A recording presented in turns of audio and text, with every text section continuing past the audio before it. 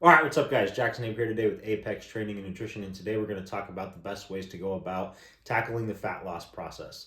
Whether you're a general gym goer, excuse my dog in the background, um, a performance athlete, or just anyone who's just looking to make the gym a priority in their life. Obviously, all of us are seeking some form of an ideal body composition.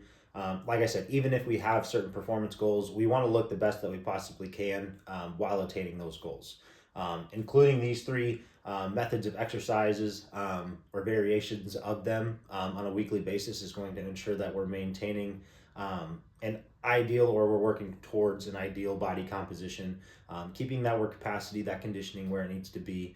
And like I said, ideally, we want to achieve the best body composition regardless of our goals. So why not include just a few basic things a week that can help us get there faster? The first one would be a high daily step count. Um, I recommend anywhere between 8 and 10,000 steps. Honestly, I don't like to tell people 8,000 steps or like shooting for a specific amount of steps a day. It's really just ensuring that we're active throughout the course of our day.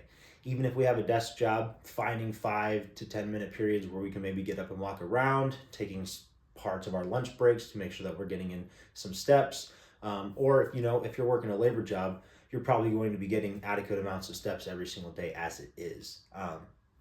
But anyway, we want to make sure that we're at least hitting a baseline of steps per day or a baseline of steps throughout the course of our week. Some days, yes, we may be at a job where we just don't get a lot of steps if you're a labor worker, or some days we are swamped in the office and really just can't get away from the desk or what we're doing, swamped with meetings, whatever it may be.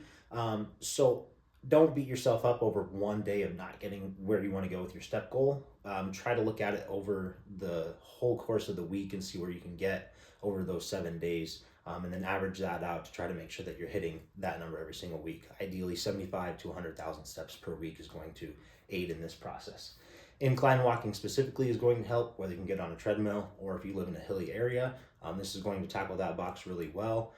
And then if you can throw a vest on or add like a rucksack or something, this is not only going to provide additional benefits because of the added increase of weight, but it's also going to just be simply an added challenge and aid in the process as well because you're lugging around a little bit more weight. The second thing is simply going to be strength training. Strength training does tremendous job at helping us lose fat because we're building muscle in the process.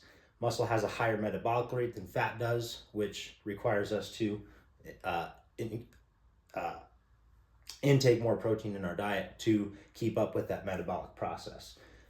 In turn, when we build more muscle, we have a higher resting metabolic rate, which means that we're burning more calories even when we're not exercising.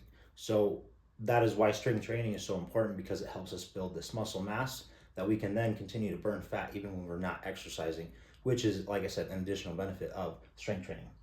Lastly, we have sprints. Sprints are simply not for everyone, but there is a way to ensure that we can still get in some form of sprint work. That would be the assault bike. If you've never heard of the assault bike, I highly recommend you look one up. Not every gym has them, which is okay, but you can find some cheap on Craigslist or Facebook Marketplace, and put it in your garage. It's definitely not the most fun thing to do, but it is really good for your cardiovascular health, muscular endurance, things of that nature. It's a really good push mentally, and it does a really good job of an added conditioning tool, especially for athletes, performance athletes such as powerlifting and strongman. Athletes can benefit from assault bike work for sure. I don't recommend going full speed sprints, especially if you're not used to them, and then rarely ever, just because of the increase of risk of injury or just like tweaking your hamstring, tight hips, quads, stuff like that, knees, Achilles, ankles.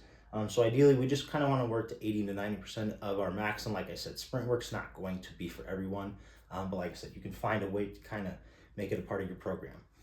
Kind of like the incline walking, hill sprints are going to be amazing at targeting, pardon me, the fat loss process. That is a tremendous challenge, first of all. Tremendous workout. Your legs are going to be on fire even after just a few, especially if you get a gnarly hill with a steep incline. I remember those days from football. They're not fun. If you've ever done any form of hill sprint work, you know it's grueling. It's tough, but it works for a reason. And that's also why you don't see many people doing it, is because it is really hard, and it's hard work. So these are the best ways that we like to recommend going about the fat loss process, finding ways to incorporate this into your lifestyle.